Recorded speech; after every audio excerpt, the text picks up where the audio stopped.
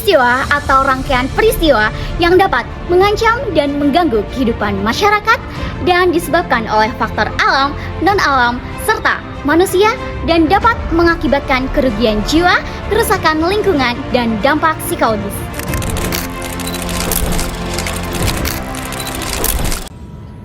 Perkenalkan, Saya Nuranisa R. saya Nadia Aulia Zara, Mahasiswa Fakultas Kesehatan Masyarakat, Universitas Diponegoro, akan berbagi video edukasi mengenai bencana banjir. khususnya di kota Semarang.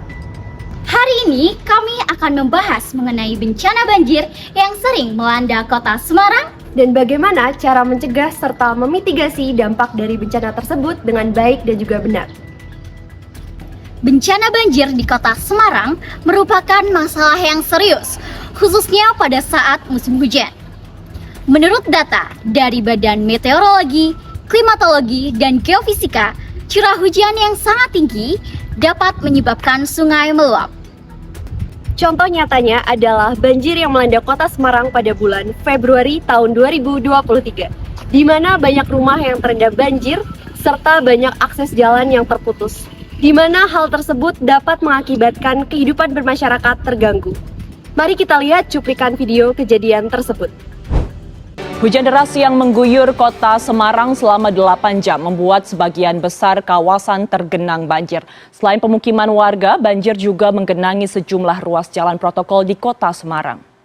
Banjir terjadi di sejumlah ruas jalan protokol yakni Jalan Pemuda, Jalan Monsinyur Sugiyo Pratono, Jalan Jenderal Sudirman, bahkan kawasan Simpang 5 dan Jalan Pantura Mangkang, Semarang, Kendal. Banjir juga menggenangi sejumlah kawasan permukiman warga yang ada di Kecamatan Semarang Utara, Semarang Barat, Ngalian, dan Tugu. Tim gabungan Polri, TNI, dan Basarnas bersiaga memantau laporan warga yang meminta untuk dievakuasi bila genangan air di rumahnya terus meninggi. Faktor penyebab banjir di kota Semarang sangat kompleks.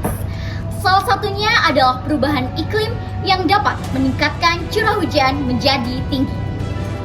Selain urbanisasi yang cepat dan kurangnya ruang terbuka hijau juga dapat memperparah situasi. Banyak daerah yang seharusnya menjadi resapan air, namun kini telah terbangun menjadi pemukiman. Banjir tidak hanya merusak infrastruktur, tetapi dapat berdampak pada kesehatan masyarakat. Penyakit seperti diare dan leptospirosis dapat meningkat setelah terjadinya banjir. Selain itu, dampak sosial bagi masyarakat juga sangat besar. Banyak keluarga yang kehilangan tempat tinggal, serta sumber penghidupan mereka. Mari kita lihat ilustrasi dari dampak banjir tersebut. Dampak banjir sendiri cukup mengerikan, sahabat tangguh. Merusak gedung-gedung, jalan raya, maupun tempat tinggal. Selain itu, banjir juga dapat menimbulkan erosi, bahkan tanah longsor, serta pencemaran lingkungan. Tak hanya itu, kotoran dan binatang yang terbawa air banjir dapat menimbulkan berbagai penyakit seperti diare, infeksi saluran pernapasan, hingga penyakit kulit. Untuk mencegah dan memitigasi bencana banjir, ada beberapa langkah yang bisa kita lakukan. Pertama, kolaborasi pemerintah, LSM, dan juga masyarakat. Pemerintah berperan dalam regulasi, infrastruktur, dan juga peringatan dini. LSM memberdayakan masyarakat, memberikan edukasi dan juga advokasi. Masyarakat aktif dalam menjaga lingkungan, membersihkan drainase, dan juga berpartisipasi dalam program pencegahan. Kedua, penggunaan teknologi dalam pemantauan cuaca. Teknologi modern seperti sensor ketinggian air otomatis, radar cuaca, dan satelit memberikan data real-time yang akurat untuk memantau curah hujan, tinggi muka air sungai, dan kondisi tanah, sehingga memungkinkan prediksi banjir yang lebih tepat. Ketiga, edukasi pencegahan banjir.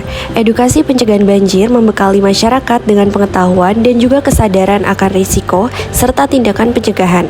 Pemahaman tentang penyebab banjir seperti membuang sampah dapat memperkuat upaya pencegahan secara keseluruhan.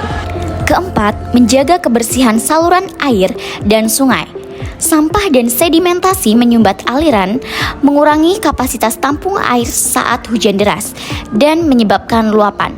Saluran air yang bersih memastikan drainase efektif sehingga dapat mencegah genangan di pemukiman dan jalan. Yang terakhir, buat ruang terbuka hijau. Ruang terbuka hijau berperan penting dalam pencegahan banjir. Pepohonan dan juga tumbuhan memiliki kemampuan menyerap air hujan ke dalam tanah, sehingga dapat mencegah erosi yang dapat menyebabkan sedimentasi di sungai dan juga saluran air. Kesimpulannya, bencana banjir di Kota Semarang adalah bencana yang memerlukan perhatian khusus dari kita semua.